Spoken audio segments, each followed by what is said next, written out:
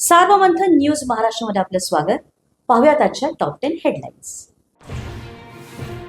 मुख्यमंत्र्यांच्या मंत्रिमंडळ बैठकीत मंत्र्यांना काटकसरीच्या सूचना. वाहन ताफा अर्ध्यावर आणा, विमान हेलिकॉप्टर प्रवास टाळा, आठवड्यातून एक दिवस सार्वजनिक वाहतूक वापरण्याच्या सूचना.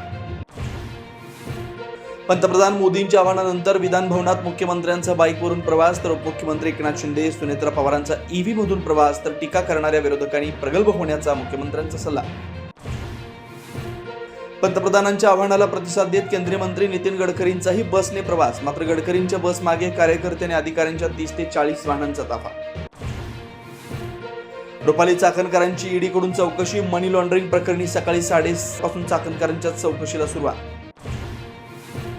महागाई गेल्या 42 महिन्यांच्या उच्चांकावर. एप्रिलमध्ये घाऊक महागाई 8.5%, तर मार्चमध्ये घाऊक महागाई 3.88%. नसरापूर प्रकरणातील आरोपीला न्यायालयीन कोठडीत 2 ते 3 दिवस. पुणे ग्रामीण पोलीस दोषारोपपत्र दाखल करण्याची शक्यता. नीट पेपरफुटी प्रकरणी पुण्यातून आणखी एक जण ताब्यात. आतापर्यंत देशभरातून सीबीआयकडून 6 आरोपी अटकेत.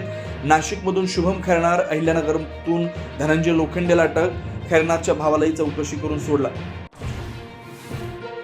केंद्र सरकारची साखर निर्यातीवरील तातडीची बंदी. 30 सप्टेंबरपर्यंत बंदीची अधिसूचना जारी. देशांतर्गत बाजारात किमती नियंत्रणात ठेवण्यासाठी निर्यात रोखली. आणि राहुल गांधींच्या परदेश दौऱ्यावर भाजपाचे आरोप. 22 वर्षात 54 परदेश दौऱ्यावर 60 कोटींचा खर्च. राहुल गांधींना कुणाचं फंडिंग? भाजपच्या संबित पात्रांचा सवाल. सार्वमंथन न्यूज महाराष्ट्राला लाईक करा, शेअर करा, सबस्क्राईब करा.